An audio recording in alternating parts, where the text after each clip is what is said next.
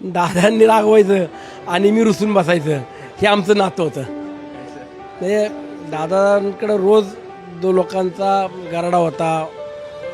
कुणी काही द्यायला येत नव्हतं, सगळे दादाकडे मागायला यायचे.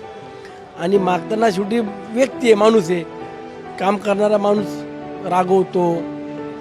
कधी काही वक्तव्य किंवा काही दादा बोलायचे पण, परंतु दादांनी कधी रागवले की मी रुसून बसायचं. हे आमचं दोघांचं नातं होतं. दादा मनवायला यायचे का? हा, म्हणजे काय मानवायला नाही होते, दादा निरोप पाठवायचे, ते सुनीलला बोलून घे रे, कुठपर्यंत आलाय बघ रे.